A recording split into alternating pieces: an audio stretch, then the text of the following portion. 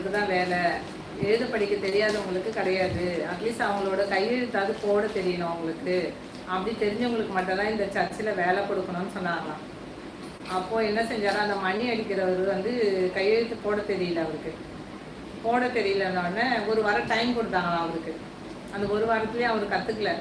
அதனால் அவரை வந்து வீட்டுக்கு அனுப்பிச்சிட்டாங்க, வேலைக்கு வேண்டாம் அப்படின்னு சொல்லிட்டு.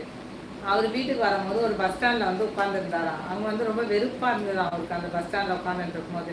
சரி வெறுப்பாக இருக்குதே, நம்ம இங்கே வந்து டீ எடுத்துன்னு வந்து விற்கலாம் அப்படின்னு சொல்லிட்டு, நம்மள மாதிரி தானே எல்லாருக்கும் இருக்கும்னு சொல்லிட்டு டீ எடுத்துன்னு வந்து விற்றுருக்காரு. அதுக்கப்புறம் கொஞ்சம் தின்பண்டெல்லாம் எடுத்துன்னு வந்து விற்று நிறைய காசு ஆயிடுச்சு.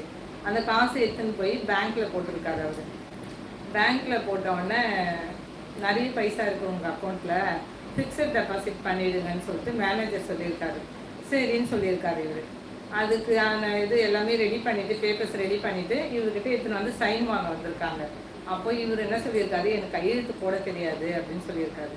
அதுக்கு அந்த மேனேஜர் சொல்லியிருக்காரு, கையெழுத்து போட தெரியாமே நீங்கள் இவ்வளோ பணம் சம்பாதிச்சிட்டீங்க, நீங்கள் கையெழுத்து போட தெரிஞ்சிருந்தா என்ன பண்ணியிருப்பீங்கன்னா நான் கோயிலில் மணி அடிச்சு இருந்திருப்பேன் அப்படின்னு சொல்லியிருக்காரு.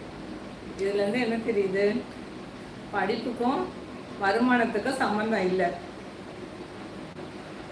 கதை எப்படி இருக்கு, நல்லா இருக்கா?